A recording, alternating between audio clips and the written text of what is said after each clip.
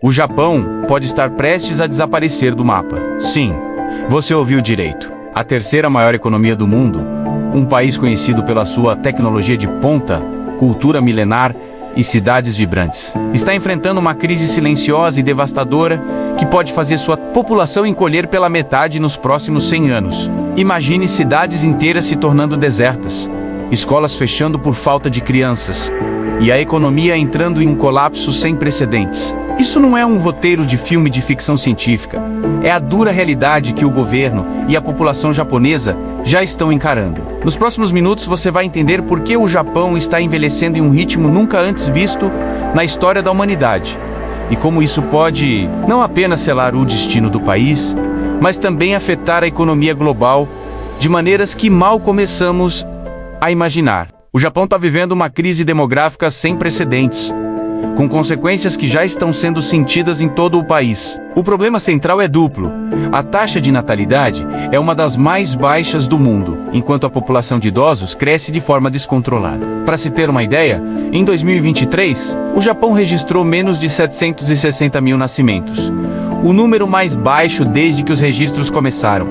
No século XIX, ao mesmo tempo, o número de mortes ultrapassou 1,5 milhão. Isso significa que, a cada ano, a população japonesa diminui em quase 800 mil pessoas. O equivalente a uma cidade como São Francisco desaparecendo do mapa anualmente. Essa tendência não é nova, mas está se acelerando de forma alarmante. Atualmente, quase 30% da população japonesa tem mais de 65 anos, a maior proporção do mundo. E as projeções são ainda mais sombrias. O Instituto Nacional de Pesquisa de População e Seguridade Social do Japão prevê que, até 2070, a população do país, que hoje é de cerca de 125 milhões de habitantes, pode cair para apenas 87 milhões. Em um cenário mais pessimista, esse número poderia ser de apenas 63 milhões. O próprio primeiro-ministro, Fumio Kishida, alertou que o país está à beira de não conseguir manter as funções sociais. As consequências dessa transformação demográfica já são visíveis no dia a dia. Cidades fantasmas,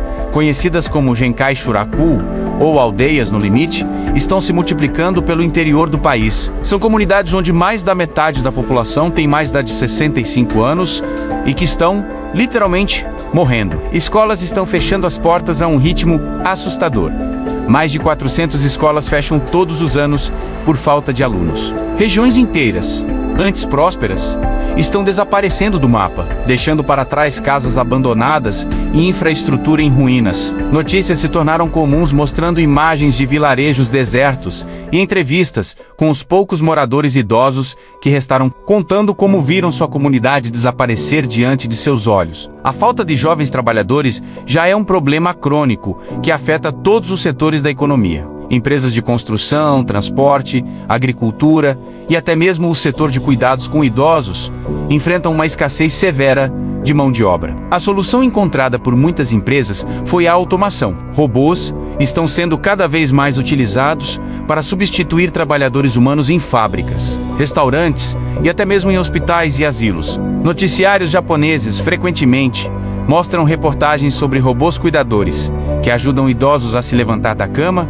ou robôs que preparam sushi em restaurantes, não como uma inovação futurista, mas como uma necessidade urgente para manter a economia funcionando. Essa dependência da tecnologia, no entanto, tem seus limites e não resolve o problema fundamental da falta de consumidores e de uma força de trabalho dinâmica e criativa. Mas o que está por trás dessa recusa em ter filhos? A resposta é uma complexa combinação de fatores culturais, sociais e econômicos. Por um lado, há um desinteresse crescente pelo casamento e pela formação de família entre os jovens japoneses. Uma pesquisa do governo revelou que um número recorde de jovens adultos não tem a intenção de se casar. O excesso de trabalho, conhecido como karoshi, morte por excesso de trabalho, é uma realidade brutal. As jornadas são longas e a pressão por produtividade é imensa, deixando pouco tempo ou energia para a vida pessoal. O custo de vida nas grandes cidades como Tóquio é extremamente alto,